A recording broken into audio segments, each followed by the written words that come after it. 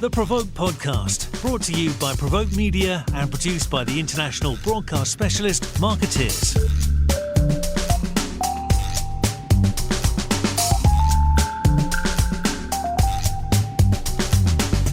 Hello everyone and welcome to the PRovoke Media Podcast. I'm Maja Pawinska Sims and I'm joined today by two amazing female agency leaders. First, we have Kat McGettigan, founder of Fine Lines and also the brains behind the new Lonely Female Founders Club, which we'll be talking about today. Hello, Kat. Hi, Maja. Lovely to be here. Lovely to have you here. And I'm also joined by Lara Gould, co-founder of Goldbug. Hi, Lara. Hello, Maja. How are you? I'm good, thank you. It's great to be, I know we've been meaning to do this for some time, have this very big female conversation about leadership in comms. So I'm delighted that we finally all got together on the same call. Kat, talk to me first about your journey. How have you got to this point in your career? It's definitely been a interesting roller coaster, so to speak, of a career. I definitely think I probably defined the squiggly line career, which I think a lot of people are very obsessed when you first jump into a career that it's got to be a straight line and that's how it's going to be. And I think I definitely haven't experienced that. So I'd say for the first 15 years, it probably was pretty a straight line. So I started out life as a grad at Shine Communications, got schooled in the world of Rachel Bell, which I think is probably the best school you can ever be taught in. Very much thrown in the deep end from the off. I then was a bit obsessed with Sex and the City. So as a jumped up 24-year-old, decided I wanted to get a job in New York, which I did, working for Nokia over there for 6 months, which was amazing. Really, again, thrown in the deep end. And then I came back and took a one month freelance gig at what was Talk PR with Chris Hydes they just won O2. I know a lot about rugby. And to do all of the O2 rugby sponsorships. So again, completely thrown in the deep end, constantly down at Penny Hill Park where the England team were training, and met the really brilliant Nicola Green at that point. And Nicola, again, is one of those powerhouses. So I think I've been very fortunate early on in my career. I had exposure to people like Rachel and Nicola. Anyway, long story short, that 1 month freelance contract ended up into a few years. And then I went over to Weber Shandwick, which actually is where Maja, you and I first met. And I really went to Weber because I had a real desire, sport is something in my blood and I'm passionate about. I had a real desire to work on London 2012. So I was fortunate enough to then lead the work around EDF Energy's Tier 1 sponsorship. So that was not only with the games, but also we were sponsoring the London Eye at that time. So lots of cool stuff. Also worked on MasterCard globally and Nespresso. So I did around 3-4 years, and then basically kind of became a bit of an on-running joke that I kept trying to get lured back to what had now become M&C Saatchi PR. I sort of had he won't mind me saying, but sort of had an annual breakfast with Chris or 6 monthly. And I was like, not yet, I need to get through the Olympics. And don't get me wrong, I loved Weber. It was such an amazing learning ground for me because even though I'd been at Talk, which is part of M&C Saatchi Group, it was the first time really working in a big international network.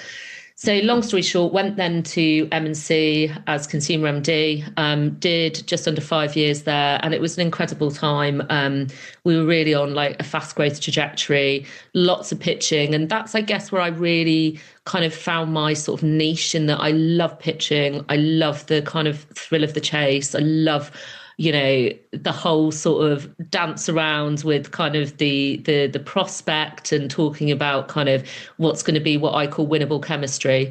So I was there for 5 years, and then I took a role at Grayling, which everyone was quite surprised about because obviously I've been a very consumer brands girl up until that point. But again, talking about strong female leaders, I met Sarah Schofield, who at the time was UKMD at Grayling, and she sort of said to me, look, consumer needs a little bit of a shot in the arm. Here's a blank piece of paper. And that really excited me to be able to be given the opportunity to almost run my own little business. I was at Grayling for 4 years and I had a different job every year. And we also had the pandemic thrown in. And 1 year of that was out in Hong Kong setting up the global hub for Huawei, which, as you can imagine, was pretty challenging.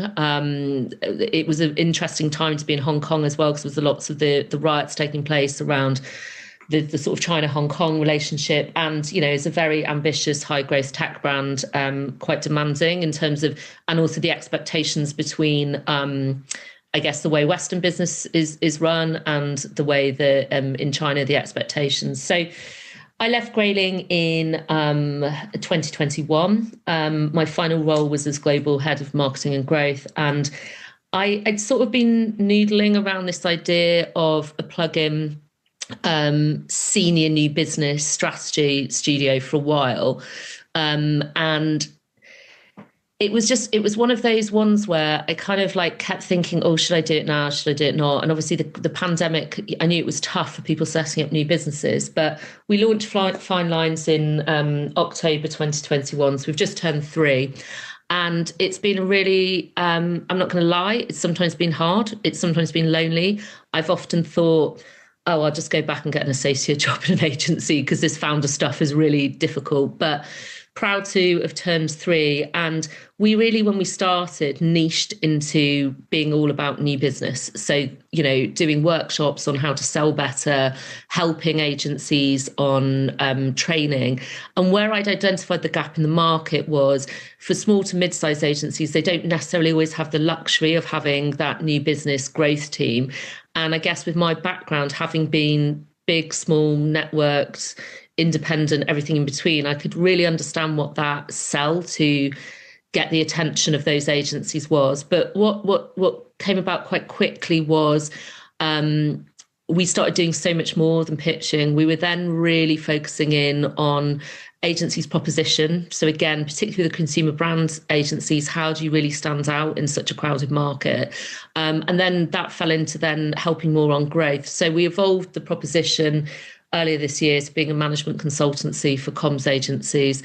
I'm very restless. I always want to be launching something new. So I have launched something new, which I know we're going to talk about briefly, but I was very fortunate on this journey. Lara, who is obviously the other guest on this podcast, became one of our clients earlier this year, working with them on their proposition work, which often is the way that we start. But we're like a little bit of an annoying little brother. Once we get in, they can't get rid of us. So so I guess in a nutshell, that's my journey.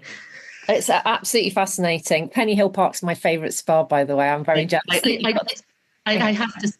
I have to say, I was always felt quite good as a 25-year-old waiting in the bar with a cappuccino to go and interview one of the, do an interview with one of the England rugby players. I was kind of like, oh, okay, this is the glam side of PR. Yeah, it did exist, didn't it, once in a while? And you've worked with some amazing women. I mean, obviously, Rachel Bound, Nicola Green, Sarah Schofield. You don't get a stronger trio than that in the comms industry. What an amazing weekly line. I think you should be very proud of yourself. Thank you so much. And also Rebecca Grant, I should throw in there as well. And Rachel. My goodness. Rachel Friend, yes. I had both Rachel and Rebecca at Weber, who again, so I do feel on a personal level, I've been so fortunate in terms of strong, brilliant female founders or, women in leadership. So I do feel very fortunate about my journey. Fantastic. Thank you, Kat. Lara, what about your journey? You've got a completely different story. Yeah, I'd say mine is not the squiggly line, it's the sort of full 180. I'm the MD of Goldbug. We are engagement experts, so we specialise in brand, PR and employee engagement campaigns, really measurably helping brands like Mercedes, Amazon and Martin Lewis change really how people feel about them for the better. We founded Goldbug nearly 10 years ago with 3 desks in a basement in Fitzrovia, and we're now a team of 25, completely independent. And we were founded by 4 in total, including me, seniors from sort of comms and journalism backgrounds to bring those 2 disciplines together. So Lynn, my co-MD, was the director of internal brand and comms at EE. Jason was the creative director at Orange. James, also known as Slav, who runs the PR side with me, was the news editor at the Sunday Mirror. And I was a journalist at the Mail on Sunday for 10 years. So it was the whole concept and thinking behind Goldbug was about bringing those two sides together. So as I mentioned, before founding the business, I was at the MOS. I also worked at the Sunday Mirror. And there it was really my job to get the front page stories that would get people to sort of buy the paper. So I've sat on really both sides of the fence, I think, and that's given me some really great insight into how to land campaigns that really drive engagement. But I would always say it's left me with even better the really good showbiz anecdotes, which I can tell you over lunch, Maja, when I see you. I look forward to that. So I joined Female Founders Club when Kat came to us with the proposition, because I think as a business with two female founders, we've also got a female FD. I've been on that journey, from really that day one, that year one, that year five, those stepping stones and milestones that you reach. And I've learned some of the lessons that I see people in the group talking about. And now as a mid-sized agency owner, I can look back and share some of that knowledge with, other women that we're seeing and hearing from making those first steps. And I think, it is such a inspirational thing to be part of for that reason, because it is harder running a business as a woman. It is different, but it can also be better. There's also opportunities. PR is a very female-led industry. And I think a lot of the skills that both from journalism and from PR are very led around, that emotional connection and building that connection with people quickly. And I do think women are really strong at that. So, yeah, very excited to see what happens with Female Founders Club and where we go next with it. Yeah, we're digging more to a lot of that stuff. I'm really interested in journalists who join the PR industry. What's your experience been of both? What's more fun? I remember speaking to someone who was at the Daily Mail for 30 years, and then he went into PR, and he said he'd had more fun in PR. I think they're both fun, but in very different ways. And I think journalism now is a bit rose tinted.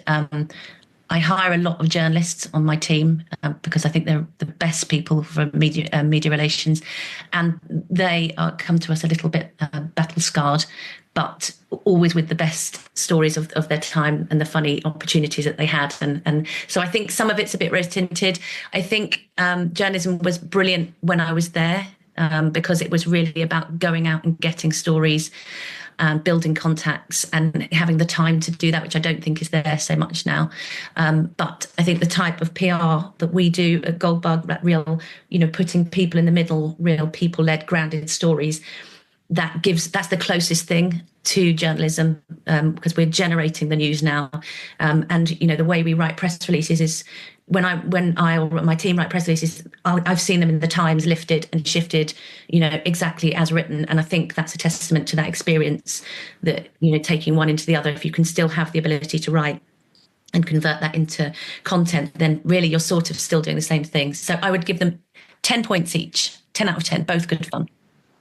That's very fair. Yeah, the media landscape globally is just completely different to how it was when you and I started out. I've only ever done trade PR rather than mainstream newsprint media, but it's just such a different animal now. And I think it's a very weird position being a journalist who writes about PR. There's not many of us around the world, and certainly not many have been doing it for as long as I have. And it's I've always had a real respect for the comms industry and for the PR people I've dealt with, and that I've always thought that kind of division is so artificial, because it is we rely on each other, don't we? The two sectors, and particularly now, journalism is so hard, and so many news teams have been completely decimated. It's even more important that we have people who really, really understand what we need as journalists with the limited time and resources we have available. So I'm really interested to hear your take on that.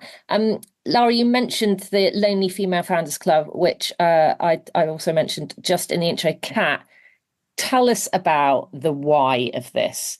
I know you're restless, but this is a kind of quite ambitious idea. Well, better to be ambitious than be boring, right? 100%.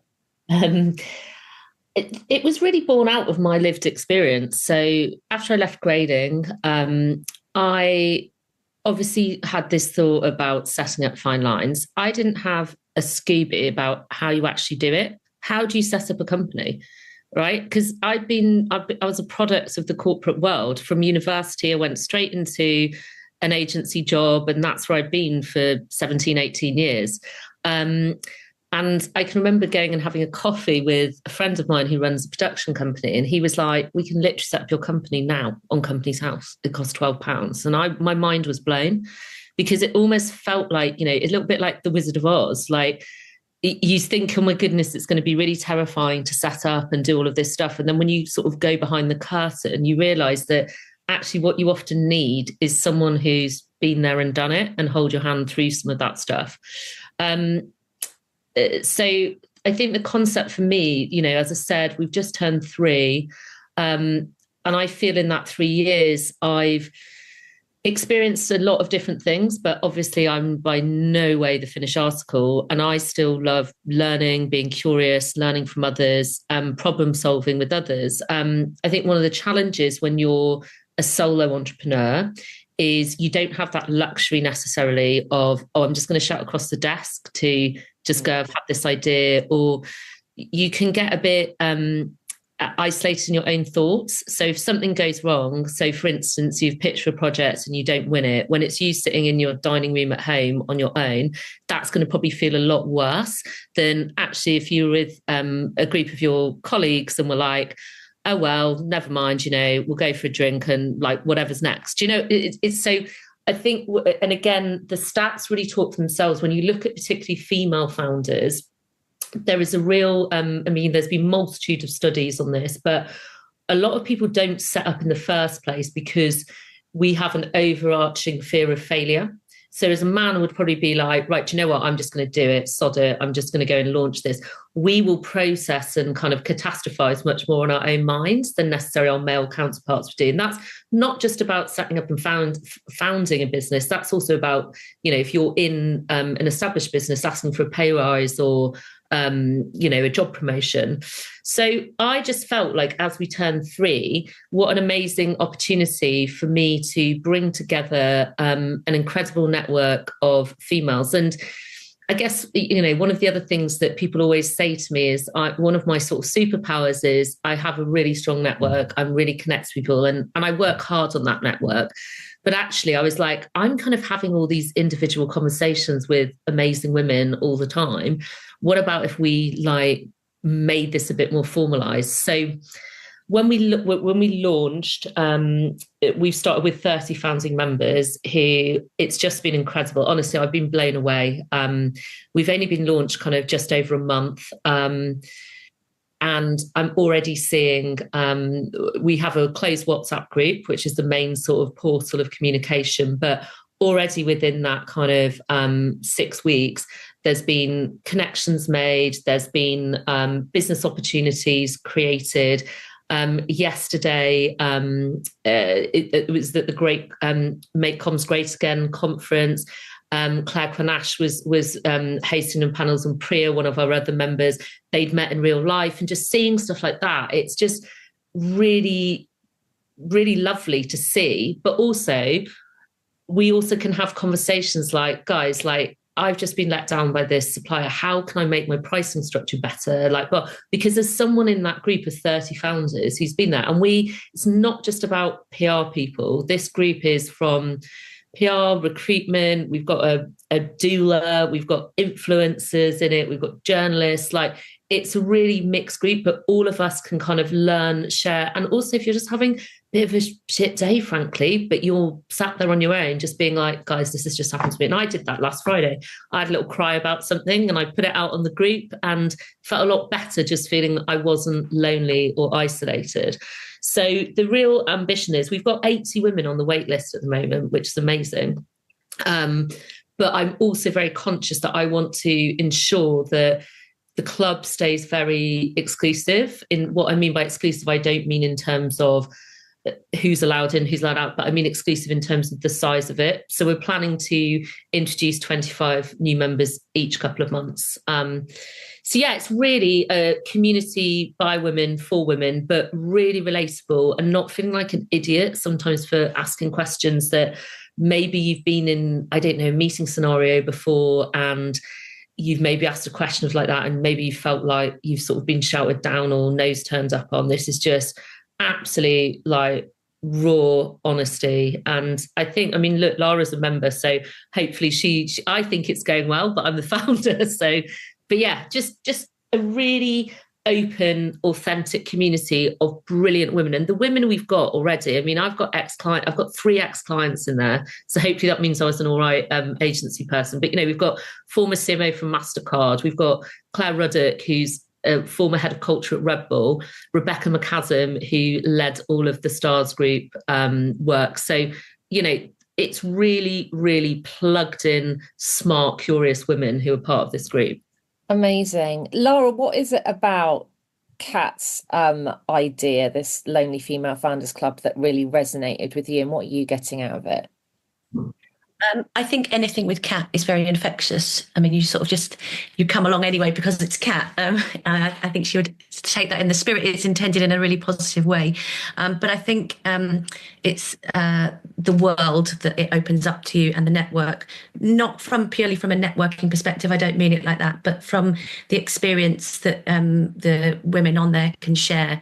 I mean, these are some, you know, hugely experienced, hugely respected women from our sector, and to be able to share in quite a vulnerable but safe place. That sounds very corny, doesn't it? But I think that's really important when you are doing something like growing a business, because it can be quite scary. And as Kat said, there's a lot of things, like most things, Kat, I bet you'd agree with me, you've done, right, in work and in business.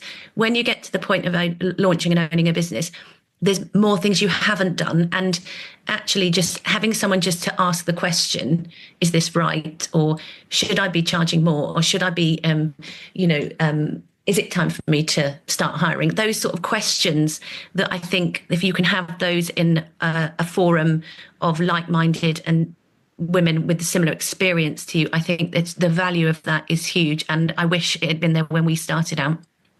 And what do you think? I mean, I'm kind of playing devil's advocate here because I completely get it. But what's the intrinsic value of having a women-only space like that in the business world? Yeah, so it's a great question. And to be honest, I've been asked it since we launched. I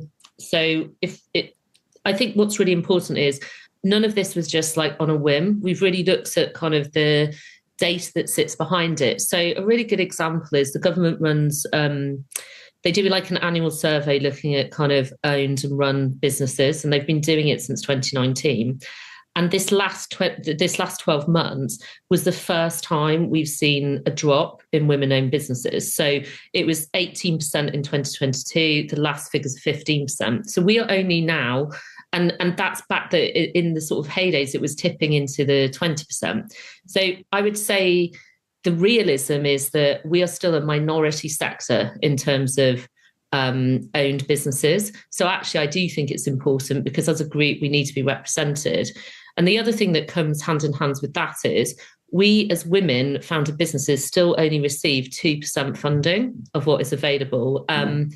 So Female Founders Rise have just done a great campaign about saying how much money, I think the figure was like 250 million more would be unlocked if we had more funding into women businesses, because there's a number of studies you can look at, but BGC did one which showed this sort of irony of this like funding gap, because there's only 2% of women getting funded.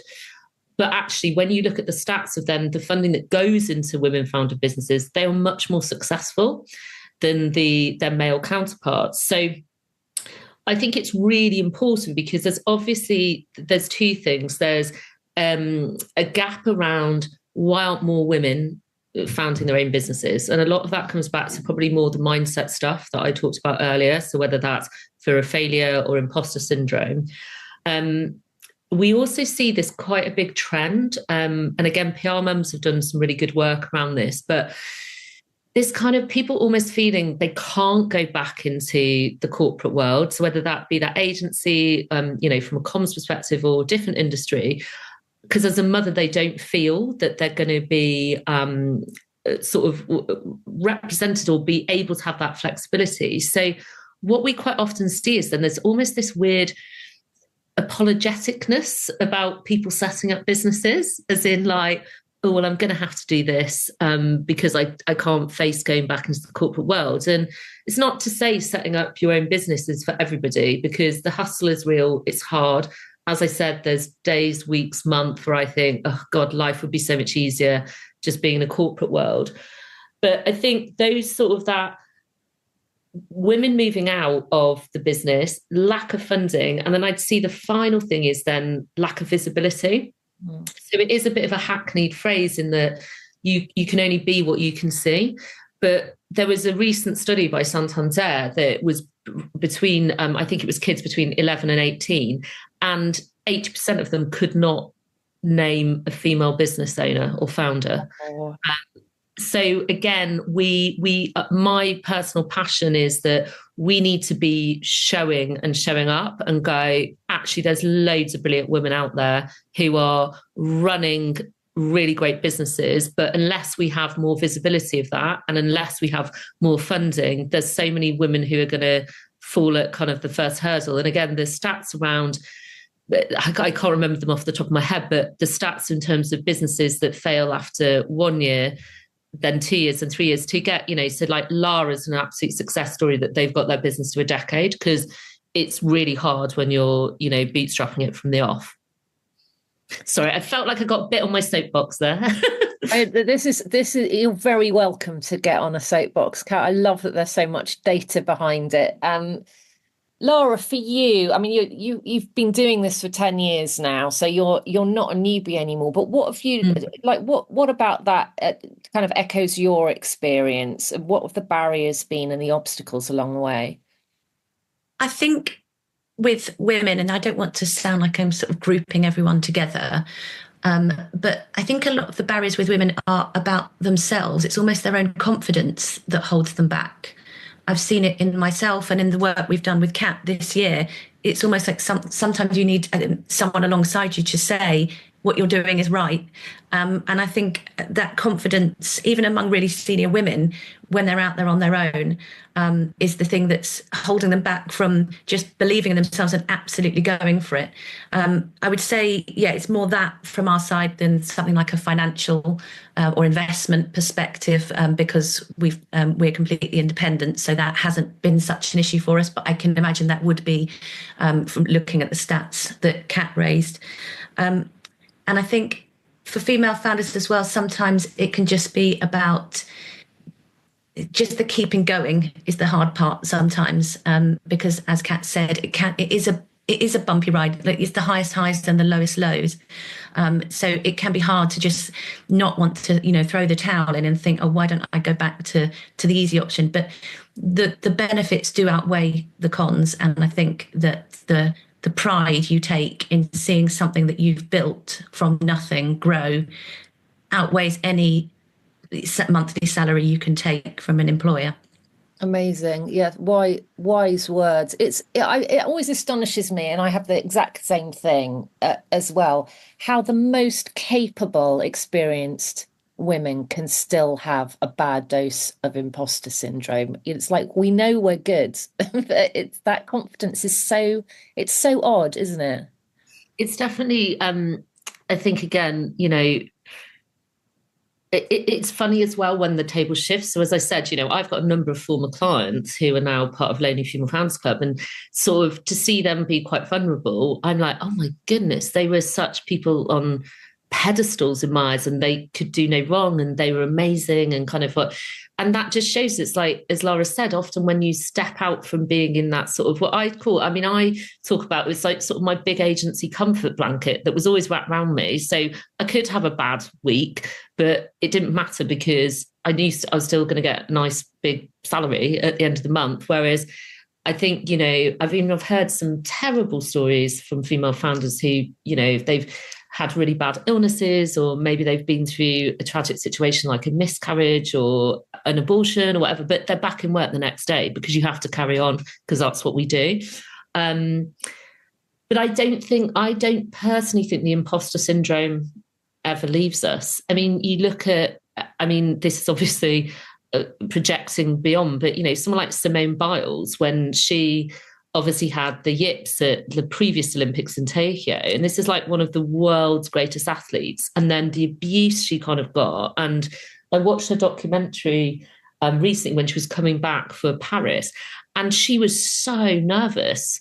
And you're like, well, if that sort of absolute role model of a female can feel like that, it's like, it's normal. And actually, I think we almost need to normalize the feeling of, I'm feeling a bit inadequate, or I'm feeling a bit out of my depth here. And, you know, because if people like Simone Biles can speak out about how nervous and worried and imposter syndrome they were feeling as like one of the GOATs of all time in sport, I think we all have to normalise that it's okay to just say, I'm not sure what to do here. Yeah, absolutely. And that vulnerability is so important. And we saw, I mean, at the beginning of the pandemic in lockdown, we saw a lot of stuff about more kind of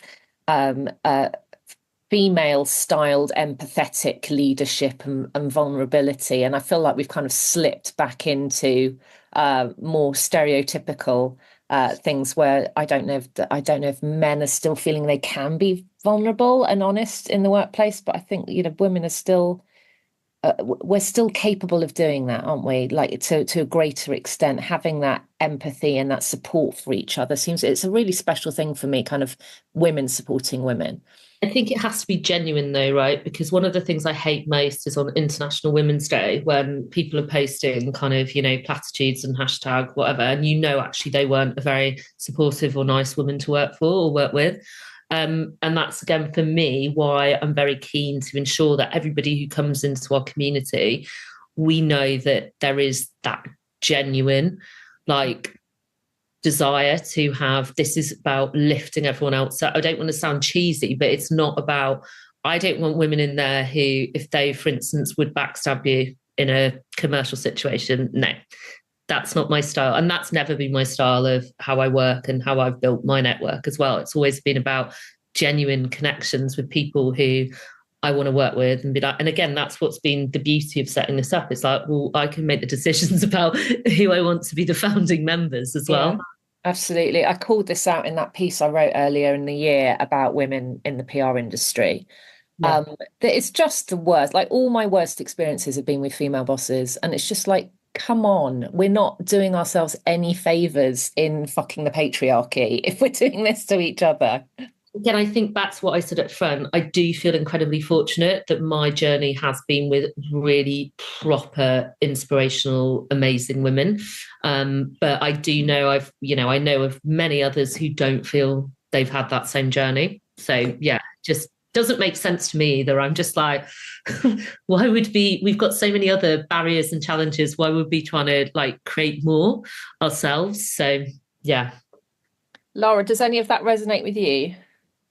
It does. I mean, I also, my first newspaper job, I had a female editor. So that was sort of all I knew, was seeing a really, you know, very impressive woman running a newsroom. And that was inspirational to me. But, you know, I agree about the point around what you were saying around the connections. This is all about the positives that we can get from these relationships. You know, I've also had environments where I've worked with people who haven't been collaborative, but that can be men as well as women.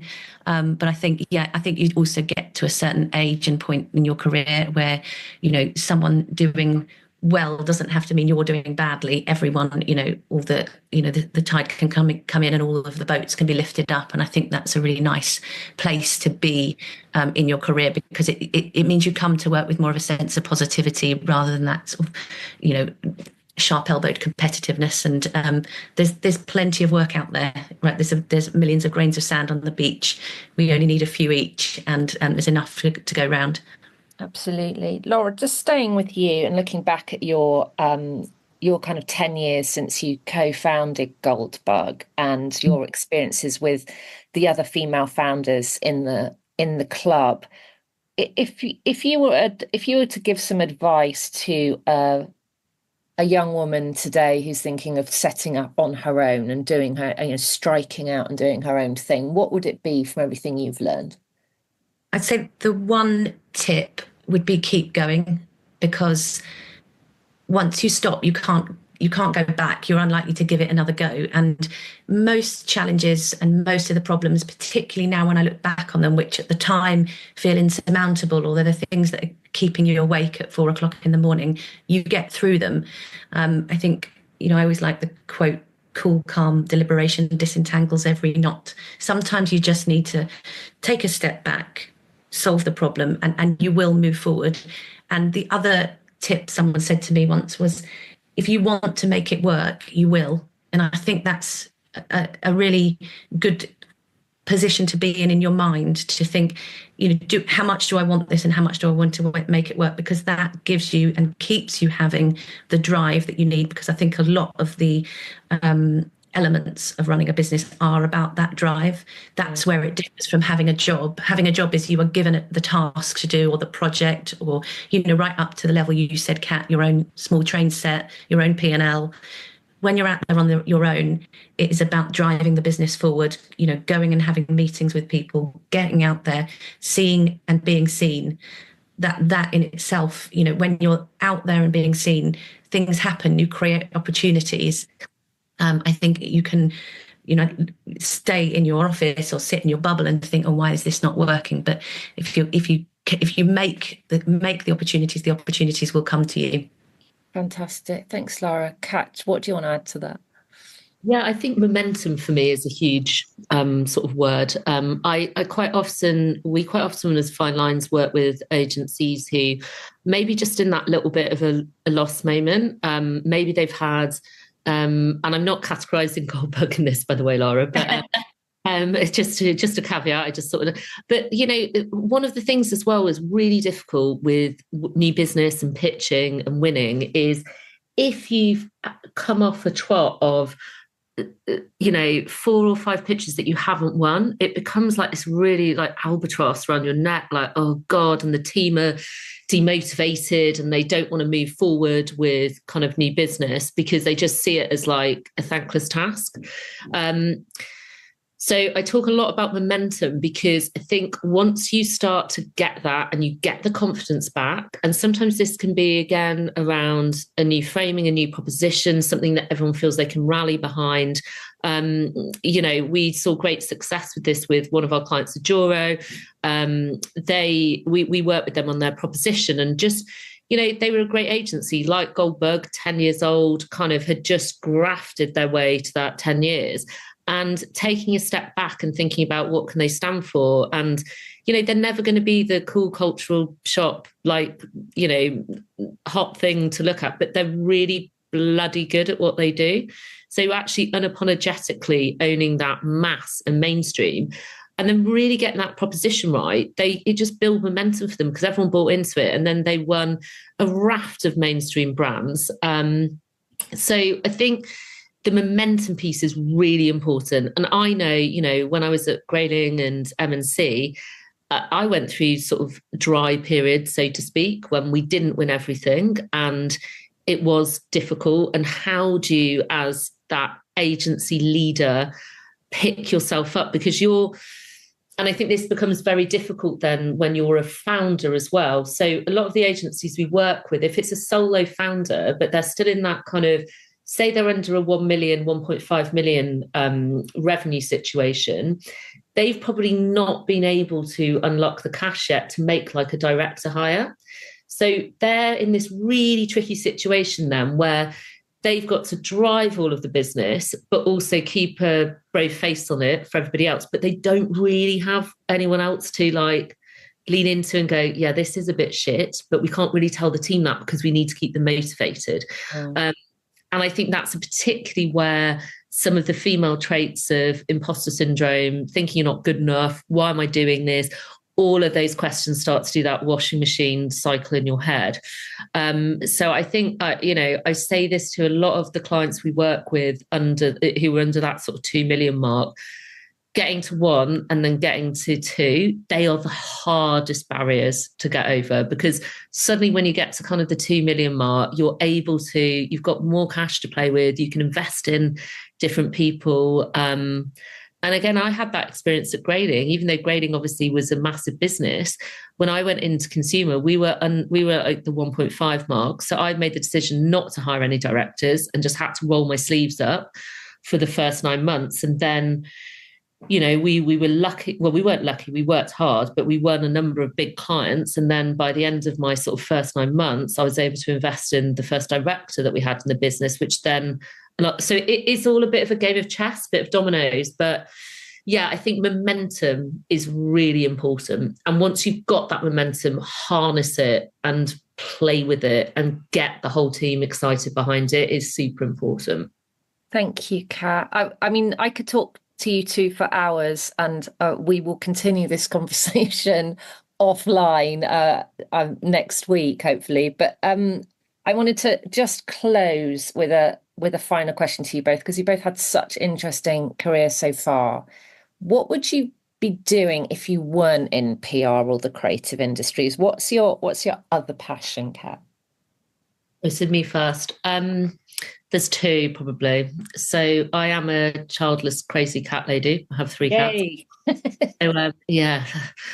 We didn't actually get onto Trump, did we? But that's another conversation. So I think I genuinely have a real affinity to animals, love animals. So I'd probably run a cattery. Or if I was better at tennis, which is my other passion. So, you know, I do play regularly, and I'm a trustee of a tennis charity called Young Champs. A tennis coach.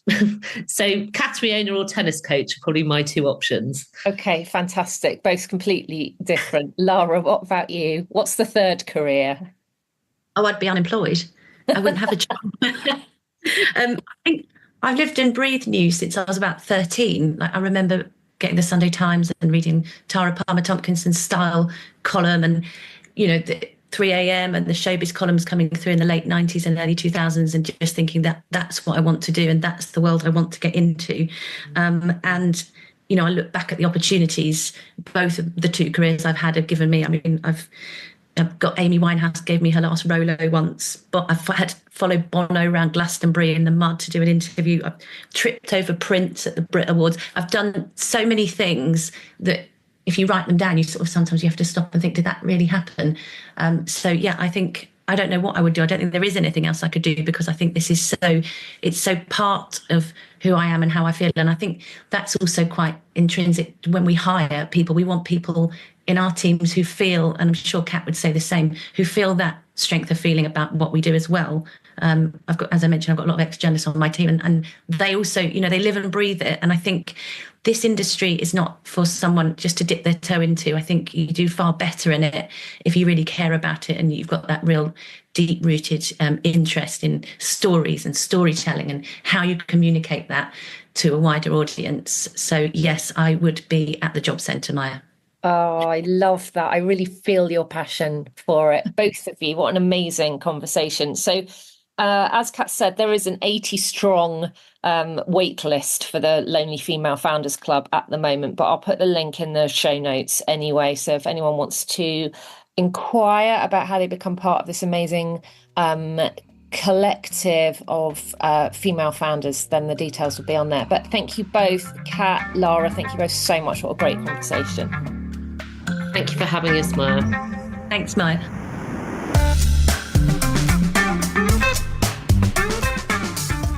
You've been listening to the PRovoke Podcast, brought to you by PRovoke Media and produced by the international broadcast specialist Marketeers.